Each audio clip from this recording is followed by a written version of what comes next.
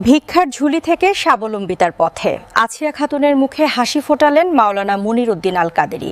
হানিফ উদ্দিন সাকিবের প্রতিবেদনে বিস্তারিত। দীর্ঘদিনের দারিদ্র্য, অসহায়তা আর অনিশ্চয়তার জীবন পেছনে ফেলে নতুন স্বপ্ন দেখছেন হাতিয়ার তমরউদ্দিন ইউনিয়নের বৃদ্ধা আসিয়া খাতুন। একসময় জীবিকার তাগিদে মানুষের দ্বারে দ্বারে যেতে হতো তাকে। আজ তিনি পেলেন নিজের একটি দোকানঘর, যা হতে পারে তার স্বাবলম্বী জীবনের নতুন ঠিকানা।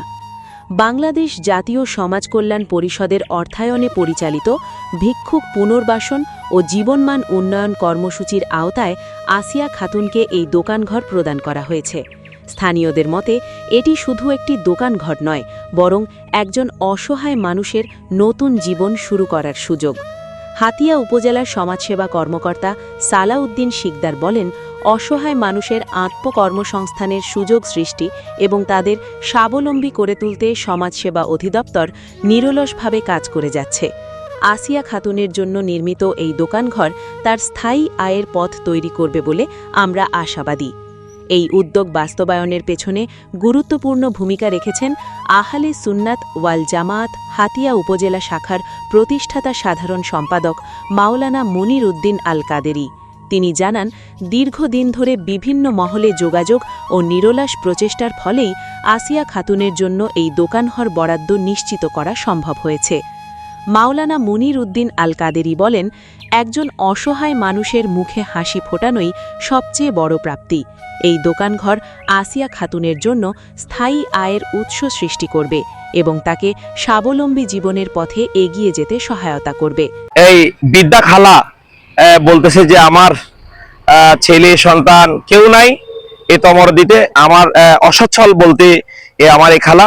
তো এই দীর্ঘদিন যাবৎ আমি অনেকজনকে বলেছি, রাজনৈতিক ব্যক্তিবর্গের সাথে যোগাযোগ করেছি, আমিও প্রতিশ্রুতিবদ্ধ হয়েছি যে কোনো উপজেলা নির্বাহী কর্মকর্তা, সমাজসেবা অধিদপ্তর যে কোনো পন্থা অবলম্বন করে আমরা চেষ্টা করব ওনাকে একটা ঘর করে দেওয়ার জন্য। প্রতিশ্রুতিবদ্ধ হয়েছি দীর্ঘ অনেকদিন যাবৎ, কোনো মাধ্যম পাচ্ছি না, নিজেও চেষ্টা করছি।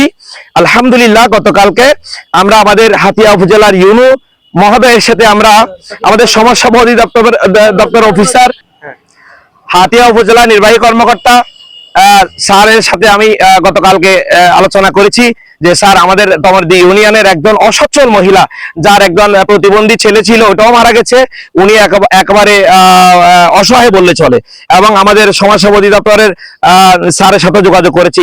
স্যার অনেক আন্তরিকতার সাথে আমার প্রতিশ্রুতিবদ্ধ হয়েছে যে আপনার এই মহিলার ঘরটা আমি একেবারে 4-5 দিনের ভিতরে আমি তুলে দেব, এবং প্রতিশ্রুতিবদ্ধ হয়েছেন যে ওনার সচ্ছলতার জন্য এই একটা দোকানঘর করে দিবেন এবং চালানো দিয়ে দিবেন, উনি যাতে চলতে পারেন। বিশেষ করে তমরদি ইউনিয়নের একেবারে সর্বস্তরের জনগণের পক্ষ থেকে আমি হাতিয়া উপজেলার নির্বাহী কর্মকর্তা ইউনূস স্যারের প্রতি কৃতজ্ঞতা প্রকাশ করছি। উনি আমাদের এই দীর্ঘদিনের একটা কাঙ্ক্ষিত স্বপ্ন উনি পূরণ করেছেন, এবং ধন্যবাদ এবং প্রশংসার দাবিদার আমাদের সেই সমাজসেবা অধিদপ্তরের অফিসার সালাউদ্দিন শিকদার স্যারকে আমি মোবারকবাদ এবং ধন্যবাদ জানাই অন্তঃস্থল থেকে। দোকানঘর পেয়ে আবেগাপ্লুত আসিয়া খাতুন আনন্দ ও কৃতজ্ঞতা প্রকাশ করে বলেন, জীবনের এই শেষ সময়ে এমন একটি উপহার তার কাছে নতুন জীবনের আশার আলো হয়ে এসেছে। তিনি এই উদ্যোগের সঙ্গে জড়িত সকলের জন্য দোয়া কামনা করেন। কত দরখাস্ত করছি, কত মেম্বার চেয়ারম্যানের কাছে কাঁদছি, কে দেয় না। বাইরে অনেক বাঙিয়া ছিল, পরে বাইরে না কুচি বিচারি দিছি, নিয়ে দিতে পারি না, বাইর ফাঁকের ঘরও দিতে পারি না, লেট্রিনও দিতে পারি না, বাইরে এক কান দিছি আর দিতে পারি না। ব্যাগের কই কে করে না। খুশি আমি গোলাই সবাই লাই দোয়া করি, আমার মনে একটা খুশি। আমার হুতুদিন মেটিং গেছে, আপনারাও আরো এটা দিচ্ছেন, এটা আমার ধন্যবাদ। স্থানীয়দের বিশ্বাস, সমাজের বিত্তবান ও মানবিক মানুষরা এভাবে এগিয়ে এলে আরও অনেক অসহায় মানুষের জীবন বদলে যেতে পারে। আসিয়া খাতুনের এই নতুন যাত্রা যেন সমাজে মানবতার এক উজ্জ্বল দৃষ্টান্ত হয়ে থাকে।